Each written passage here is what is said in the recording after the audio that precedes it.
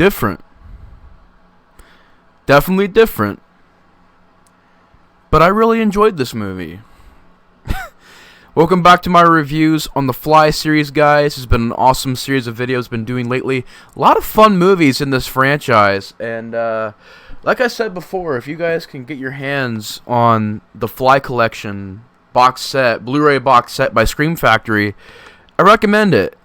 Excellent set, hours of features. The movies look great. But yeah, it's been fun, reviewing these movies for you guys. And today we're getting to the third movie in the Fly series, and that is The Curse of the Fly. Now, this one was definitely very unique. This one was definitely very different, and I enjoyed it. I enjoyed this movie. I would say even I enjoyed it a little bit more than Part 2. Now, I don't enjoy it that much more than Part 2, but I do enjoy it a little bit more than Part 2. I just found the story more interesting and just how different of a direction it goes in, and I found the plot very intriguing. And I like how different this movie is, because it's not what you would expect from a Fly sequel. And I thought it was pulled off pretty well. But, yeah, Curse of the Fly came out in 1965, gets a 5.3 on IMDb, directed by Don Sharp, and like I said, definitely a different film. Really random thing they put in this front cover for the poster. I mean, even the poster on IMDb, just really random image from the movie. Just took like a random screenshot from the movie and just made this the poster. And even on the inside of the case, it's literally the same shot. Very interesting the way they did that. But, yeah, Curse of the Fly, the story, the movie literally opens up with a chick getting out of a window in bra and panties. I'm not even kidding you. So the movie opens up with a shot of a window breaking, glass flies into the camera. I don't know if that was because back then when this came out, I don't know if it was in 3D or whatever, but the glass breaks in this window, and the glass literally comes to the camera. And literally, this chick crawls out of the window, bra and panties, runs in the forest in slow-mo with beautiful music in the background, and the Curse of the Fly titles pop up. And that's how this movie opens. So, yeah, I definitely approve. But this guy finds her, and it's actually Martin, character Martin, and he finds her, takes care of her, allows her to stay in this hotel he owns, gives her some money, and very quickly falls in love with her. And she doesn't really tell him much, he doesn't really tell her much, and like 2 scenes later, he's wanting to marry her. And even as an audience member, I was sitting there going like, geez, this relationship's moving very fast. Like 2 scenes later after they meet, he asked her to marry him. And she agrees. And they get married. And it's very abrupt, but it's kind of for a reason. You find out the real reason why he wants to marry her. Basically, the movie goes on and you don't know much about either character. And Neither do they. They don't know about each other's secrets, and basically as the movie goes along, you find out more and more about each person. And you actually found that Martin is a member of the Delambre family from the first 2 movies. And he's still doing experiments. The teleportation device actually works. But in this movie, it's interesting because you have a idea that they can teleport people, but they get burns, and they get disfigured. They get like radiation burns and disfigurement, and Martin kind of has these failed experiments, people that are all disfigured and messed up from these teleportation experiments, locked up away in his backyard, pretty much. And his new wife finds these people, finds out that he had an older wife that's a failed experiment, and Martin's trying to get his new wife to be the next experiment. She's figuring all this out, has to try to escape, and they're trying to get through this experiment. Now, to get into this real quick, I enjoyed this movie. I wouldn't say I enjoyed it as much as the first film, because the first film to me is a classic, and once again, I mean, they did the best they could with the Fly series as they can. I mean, it's hard to make a sequel to The Fly because of the plot, because of just how hard it is to follow up that plot. The more you make sequels, the more it's like, okay, so how is there another Fly mutant? How is there another failed experiment? In this case, they did it in a way where it's just extremely different. It's not about a Fly mutant. And it's about these failed experiments, much more about a drama perspective, more about a romantic perspective, and it's much more about these two mysterious people that we don't know much about. And as the movie goes along, you find out things like the girl, she was at a mental hospital, and that's why at the beginning of the movie she broke out the window and ran outside because she escaped a mental hospital. And the guy has actually had a wife before and used her as an experiment. So you find out different little things here and there. And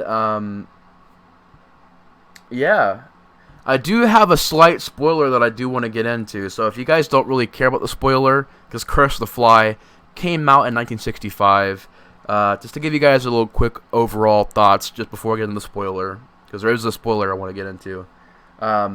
I enjoy this movie. It's really good. Well, I would say it's pretty good. The original The Fly I do like a lot better, but I think it's a lot better than Return of the Fly, mainly because I feel like the pacing is a little bit more better.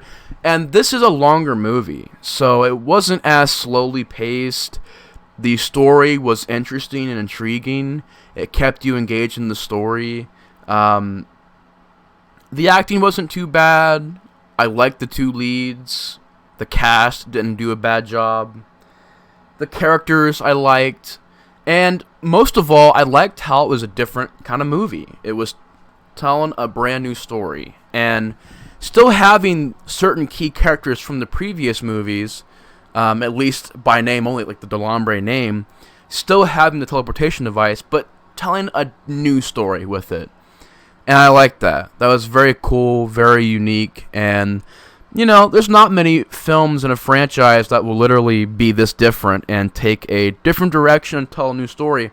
So I always do respect that in movies when they take different directions, because, you know, I'm much more of a fan of when they tell brand new stories rather than retelling the story over again.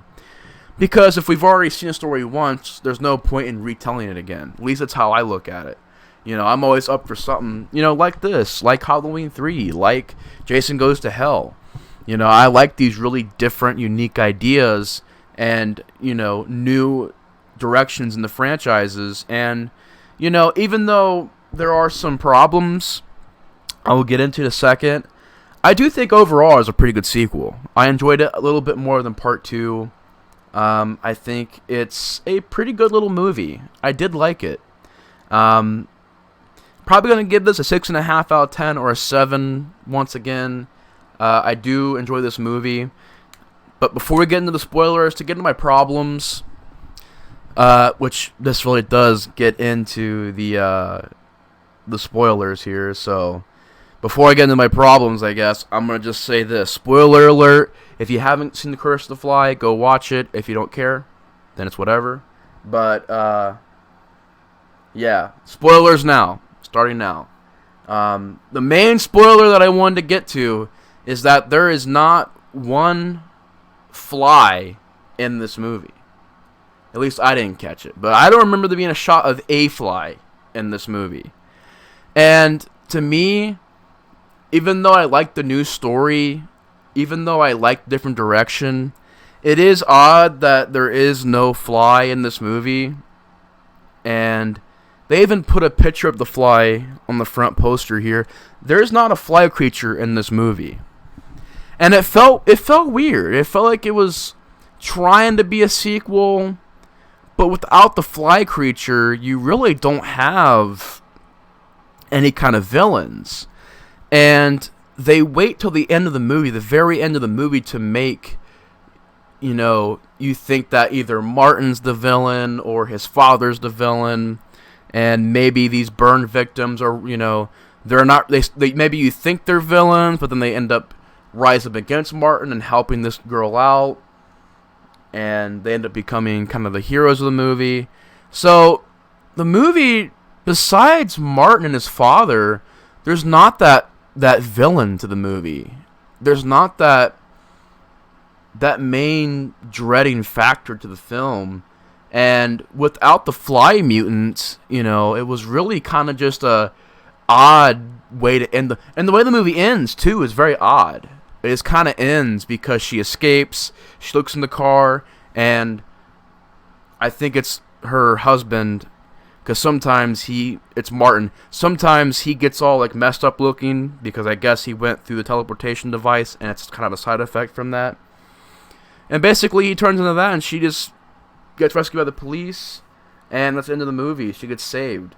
But like, I don't know, it's definitely weird not having a fly in this movie at all. So that was definitely weird. I would also say, just to, like, the wife character, sometimes, with the way they wrote her character, like, she thinks she's going crazy, which I understand that because she was in the mental hospital, so she would think that she's seeing things. But, like, she finds all these clues and still doesn't really suspect anything. Like, by the end of the movie, she's still kind of surprised that Martin's the villain. And so they made that kind of weird. As far as any other problems, I can't really think of anything, because it does have a pretty good pace. It's directed well, it's acted well. And I do want to mention one other positive real quick. The music. The music, surprisingly, in this movie was really good. Whether it's the opening theme song, which I'm not sure if that's the original movie's theme song or not. I can't remember. But I do know the music throughout the entire movie is just really good. It has a wonderful score to it, which was really surprising because the third movie, definitely a different, direction for the film. But the score I thought was great. But yeah. Anyways, that's it pretty much for my review on Curse of the Fly. I know I was going all crazy for the spoiler, but I didn't know if anybody was going to go watch this movie or not. But there is not a fly in this movie, and I figured that would throw people off. So, or at least it would just kind of caught me off guard because you kind of expected a fly creature. But at the same time, I love stuff like Friday the 13th Part 5, A New Beginning, and Halloween 3, and Jason Goes to Hell. And, all those movies don't really have... They have brand new concepts. They don't reuse certain concepts. So, I can definitely watch this movie and still appreciate the story that we do have. And the characters, and the acting, and the pacing, and the direction, the music, the effects too. The makeup effects I thought were pretty good. But yeah, I'm going to give Curse of the Fly probably a 6.5 out of 10, 7, around there. Pretty good little sequel. I enjoyed it. I definitely enjoyed it. But anyways, guys, if you've seen Curse of the Fly, definitely let me know your guys' thoughts on this film in the comments below. But anyways, thanks so much for watching. Hope you guys have a good night, and I'll be seeing you guys later. The Explorer 4 is out. Peace.